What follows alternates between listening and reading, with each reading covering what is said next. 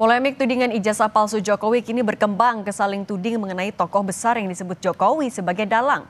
Kode Partai Biru yang dihembuskan relawan Jokowi menyulut protes keras dari Demokrat. Lalu siapa sebenarnya tokoh besar yang maksud Jokowi? Sudah studio, tim advokasi anti kriminalisasi, akademisi dan aktivis Ahmad Hozinuddin dan juga Waketum Jokowi Mani Andi Azman. Selamat petang semuanya. Selamat petang Cindy, selamat petang seluruh pemirsa. Oke, Bang Andi dulu. Bang Andi, kenapa sih Pak Jokowi nggak langsung nyebut aja nama tokoh besarnya malah bikin bola liar kayak gini? Ya ini kan bukan dikatakan bola liar ya. Pak Jokowi kan mengatakan bahwasannya ada orang besar ini. Kan mengkaji dari lamanya permasalahan ijazah ini kan saya hitung-hitung sudah 8 bulan gitu. Kok bisa bertahan selama 8 bulan ini kalau tidak ada sesuatu yang kuat ya, yang membackup untuk ini gitu. Ya, kalau beliau mengatakan ada orang besar, pasti kan beliau juga mendapatkan informasi ya, mempunyai data untuk itu. Dan itu mungkin ya, beliau yang tahu sebetulnya. Kami sebagai relawan itu memang tidak tahu siapa tokoh besar itu. Dan memang itu tidak didiskusikan juga dengan kita. Kalau ada yang mengatakan anasir-anasir itu ada berhubungan dengan mantan presiden lah, dengan partainya misalnya gitu, itu kan adalah anasir-anasir yang sepihak gitu, bukan yang keluar dari Pak Jokowi sendiri. Tapi kalau gitu kenapa nggak disebutin aja biar nggak jadi semakin panjang, ini kan juga relawan. Ya, kan. Jadi begini Mbak, ini kan namanya politik ya. Politik itu kita tidak perlu ataupun menafsirkan secara terang benderang ya. Politik itu bisa terang benderang, bisa juga ya abu-abu ya, bisa juga putih maupun hitam gitu loh. Karena kalau kita menerangkan secara langsung ya, apa itu kita bisa melihat apakah dia akan tersinggung atau tidak, apakah akan membuat kegaduhan-kegaduhan berikutnya. Kan seperti itu ya kan. Ya buat kami sih sebagai relawan itu ya, kita menunggu apa perintah dari Pak Jokowi itu. Kalau Pak Jokowi mengatakan itu bukan dari partai yang dituduhkan misalnya kan, ada Partai Demokrat. Itu sudah di-clearkan sebetulnya kan, sampai ke anaknya beliau. Ya kan, kalau misalnya itu memang sudah clear, kalau dari Anda Bang Hozinuddin, sudah clear belum dengan? Oh tentu belum ya, sangat jauh dari kata clear. Bahkan kalau kita bicara tentang orang besar itu, fitnah itu mengarah kepada dua pihak ya. Pertama pihak yang disebut orang besar itu, yang kedua tentu kepada klien kami yang selama ini berjuang untuk mengungkap ijazah palsu ini begitu. Kalau terhadap SBY dan Demokrat kan sudah diklarifikasi, bukan keduanya. Tapi belum definitif siapa yang dimaksud dengan orang besar itu. Namun terhadap kami, kan itu menjadi stereotip negatif bagi kami, seolah-olah perjuangan klien kami ini dikendalikan orang besar, tidak murni berjuang untuk mengungkap keaslian ijazah atau palsunya. Dan tentu ada motif politik di balik pergerakan perjuangan untuk mengungkap kebenaran ijazah palsu. Somasi Pak Jokowi akhirnya? Ya, Kamis yang lalu kami sudah kirim ya agar resmi ini menjadi proses hukum begitu. Karena sebelumnya ini juga proses hukum. Jadi kami sangat menyayangkan kalau proses hukum itu ditarik ke ranah politik sebagaimana Bung Andi Azman mengakui itu politik begitu. Kenapa?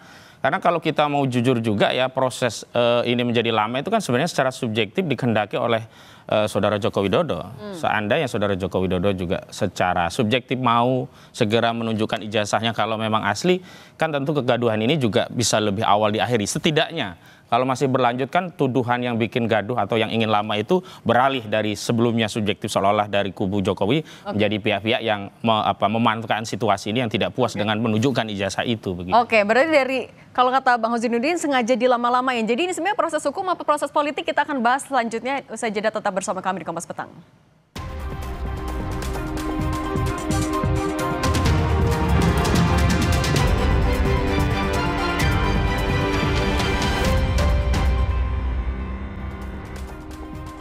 Masih bersama kami studio Bang Andi Azwan dan juga Bang Ahmad Hozinuddin. Saya mau ke Bang Andi dulu. Bang Andi, kalau tadi katanya ini kasusnya sengaja dilama-lamain. Anda melihatnya sebenarnya ini kasus hukum atau kasus politik? Ya, jadi sebetulnya ini jelas kasus hukum. Ya. Kenapa tidak ada kata dilama-lamain dari kita? Kita pengen cepat selesai gitu. Jadi Polda Metro Jaya itu mengkelirkan semua saksi pelapor dan nanti ada saksi terlapor gitu. Karena proses ini berkembang sehingga timbul ada menarik ya untuk kasus politik ya. Ini kita mencoba melihat begini. Dulu Pak Roy Suryo waktu kasusnya Pak Sofyan ya, mantan rektor itu. Dia mengatakan bahwasanya Ibu Ova, rektor UGM ini telah dipanggil ke Jakarta beberapa kali oleh orang yang paling tinggi di Republik ini. Oke, ya kan? poinnya di sini, artinya dia memang ingin menarik dalam sisi politik ini sebetulnya. Nah itu yang menarik bukannya Pak Jokowi, karena yang pertama kali nyebut ada tokoh besar. Ini sebelum mengucapkan tokoh besar itu, di stasiun TV yang lain. Waktu itu Pak Sofyan, yang sebagai mantan rektor itu mungkin adalah kunci dari saksinya nanti. Tapi kan kemudian berubah, ya kan, bahwasanya dia menarik, dia punya waktu acara streaming itu, ya permintaan maaf dan sebagainya. Dan pada satu TV itu, ketika saya berhadapan dengan Roy Suryo, dia mengatakan kok, Profesor Opa sudah diundang oleh orang yang paling kuat, paling tinggi di Republik ini. Ya kan? Nah artinya apa? Ini sudah mengeret sebetulnya, mengeret ke arah politik sebetulnya. Nah kalau mengeret secara politik, Anda melihatnya apa untungnya Pak Jokowi kalau misalnya dari kasus ini, dengan lamanya kasus ini diungkap, apa motifnya? Saya tidak mau terlalu jauh ya untuk melihat pretensi apa yang ada pada diri Saudara Joko Widodo, keuntungan apa yang dia peroleh, benefit politik apa yang akan dia raih. Saya tidak mau ke sana, tapi saya ingin tegaskan bahwa ada dua sikap kepengecutan dari Presiden ke-7 kita, Saudara Joko Widodo itu, baik secara hukum maupun secara politik. Secara hukum kepengecutan itu terkonfirmasi saat dimunculkan 12 nama terlapor, Saudara Joko Widodo tidak mengakui bahwa itu berasal darinya. Padahal ini kan dari aduan, harus ada nama. Dan subjektivitas diri merasa tercemar, merasa difitnah itu tidak bisa diwakili oleh polisi.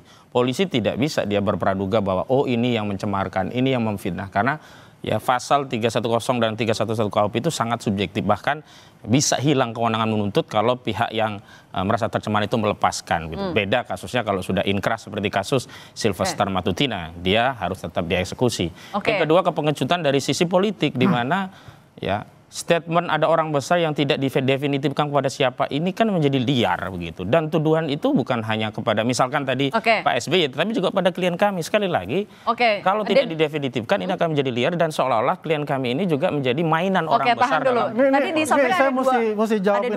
Kalau dikatakan Mas Hojinuddin ada kepengecutan, justru yang pengecut itu adalah salah satunya Egy Sujana yang sekarang kabur ke Inggris. Ya kan, apa dia mau kembali? Kan dia nggak mau kembali, dia sudah bilang 3 kali saya ditahan, saya tidak mau ke 4 kali. Berarti dalam dirinya dia udah tahu bahwa dia bersalah. Kalau yang dikatakan tadi dari Mas Hojinuddin ada 12 orang, sepengetahuan saya itu ya bukan hanya Pak Jokowi saja yang melaporkan. Ada dari relawan yang melaporkan, ada dari Periade Bersatu melaporkan. Siapa-siapa di dalamnya, mereka juga pasti memasukkan itu. Bukan hanya Pak Jokowi yang dimasukkan itu, ya tidak ada orang-orang itu. Yang ada adalah Dr. Tifa, Rismon, ya terus Egy Sujana, ada 5 kalau nggak salah ya, termasuk Roy Suryo. Kalau yang tadi kepengecutan di politik, apa tanggapan Anda? Ya, bagaimana bilang kepengecutan politik di sini? Dari sisi mana dia pengecut politik? Ya kan? Kalau dikatakan Mas Hojinuddin pengecut politik karena memasukkan nama-nama itu kan, yang 12 orang itu, ya kan? Bukan itu. Kalau yang pengecut itu adalah Egy Sujana. Dari awal saya sudah katakan, Egy Sujana pengecut. Dia lari ke mana? Ke Inggris. Apa dia kembali? Kan enggak. Sebentar lagi mereka akan jadi saksi terlapor. Pasti kan dipanggil satu persatu. Apakah dia akan hadir? Kita tunggu saja nanti. Nanti kita lihat nanti. Bang Hojinuddin tadi juga soal yang... Ya, saya justru surprise hari ini, Saudara Andi Azwan itu berani menyebut nama Tifa Roy Suryo. Nah, saya menilai Bung Andi Azwan itu lebih ya berani, kesatria ketimbang Saudara Joko Widodo. Padahal pihak yang merasa difitnah, merasa dicemarkan itu adalah Saudara Joko Widodo. Tetapi hari ini justru nama-nama muncul yang dari laporan Saudara Joko Widodo adalah dari Bung Andi Azwan. Kenapa itu tidak diadopsi sendiri oleh Saudara Joko Widodo selaku pelapor sehingga menjadi terbuka kepada publik? Dia merasa dicemarkan oleh siapa, dia merasa difitnah oleh siapa, dan sekali lagi karena dia mengadukan pencemaran dan fitnah, jangan hari ini justru mengedarkan fitnah dengan menyebut orang besar, ada yang di downgrade, ada yang menjatuhkan reputasi politik, sebut saja nama, tunjuk hidung. Saya kemudian membuat ilustrasi, apa yang dimaksud adalah SBY, apa yang dimaksud adalah Aguan, apakah yang dimaksud adalah Antoni Salim, sehingga apa orang yang menjadi tokoh-tokoh lain itu tidak merasa terfitnah. Wajar Partai Demokrat kemudian mengklarifikasi, karena apa? Ada indikasi-indikasi yang mengarah kepada Demokrat. Baju biru lah, ya kan? Orang besar itu tentu kalau dikaitkan dengan baju biru adalah SBY. Terlepas bahwa Saudara Joko Widodo telah membantah, akhirnya kan orang mengatakan demikian. Bantahan dalam politik itu menjadi tidak bernilai kecuali sudah didefinitifkan siapa orang yang dimaksud oleh Saudara Joko Widodo. Tidak ada penjelasan, akhirnya dinilainya jadi fitnah. Tanggapan Anda? Ya kalau saya melihat ini, bahwasanya ini sudah diklarifikasi oleh Pak Jokowi. siapa yang mengeret-ngeret Partai Biru dan sebagainya. Pak Jokowi tidak mengatakan sama sekali untuk itu ya. Kalau asumsinya ada beberapa orang, persepsi beberapa orang yang menerjemahkan apa yang dikatakan Pak Jokowi, itu udah salah besar. Itu ada pribadi untuk itu. Kita berpatokan apa yang dikatakan Pak Jokowi. Saya tidak menyebutkan, saya berhubungan baik dengan SBY, saya berhubungan baik dengan semua. Itulah patokan kita sebetulnya, ya kan? Kalau untuk melihat bagaimana perjalanan nanti kasus ini, ya kita memang tunggu saja. Dan kita minta kepada Polda Metro Jaya untuk mempercepat seluruh saksi-saksi pelapor ini, kemudian lanjut ke saksi terlapor. Tapi Mas, pertanyaan masih sama, kenapa Pak Jokowi nggak langsung spill aja namanya? Kenapa harus lewat relawan atau pendukungnya? Tidak ada yang mengatakan, maka saya katakan tadi, relawan ini kita tuh menunggu apa yang diinstruksikan oleh Pak Jokowi. Kalau dia menyebutkan nama atau dia menyebutkan sesuatu, kita tidak punya hak untuk menerjemahkan apa keinginan, apa yang ada tersirat maupun tidak. Ya itu karena begini, itu akan jadinya fitnah itu nantinya, akan berkembang kepada hal-hal yang mungkin menimbulkan kegaduhan-kegaduhan baru. Padahal kita ini berkonsentrasi bagaimana kasus ini cepat dilimpahkan. Kalau gitu singkat tanggapannya dengan Pak Jokowi disomasi. Nah ini baru saya dengar bahwasannya Pak Jokowi disomasi dari Bung Ozinuddin ini. Ya menurut saya ya nggak apa-apa, hak konstitusi beliau mau somasi dengan alasan-alasan apa terserah. Tapi yang nanti itu akan ditelaah oleh tim kuasa hukum. Dari Pak Jokowi? Dari Pak Jokowi. Oke, nah kalau gitu, kalau somasinya ternyata tidak ada respon, apa lagi? Yang jelas begini, dalam somasi itu kita mau menutup persoalan ini dengan cara apa? Ya kalau memang tidak berani sebut nama, memang tidak ada yang menimbulkan kegaduhan, tidak ada orang besar, cukup dua hal. Pertama, cabut statement itu dan minta ya kepada publik permintaan maaf. Nggak ada masalah kok minta maaf pada publik dan kita anggap itu case close.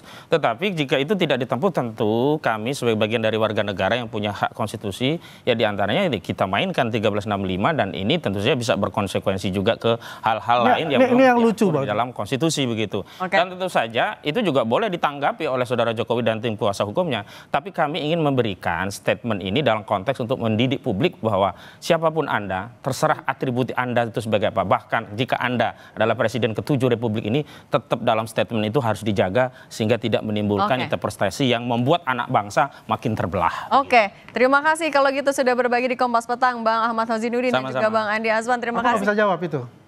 Singkat saja, silahkan. Ya. Kita tunggu nanti. Kan jelas begini, jangan menggeret-geret ya dari partai-partai ya untuk mengadu domba Pak Jokowi. Itu Ade Darmawan loh dari kubu mereka loh itu.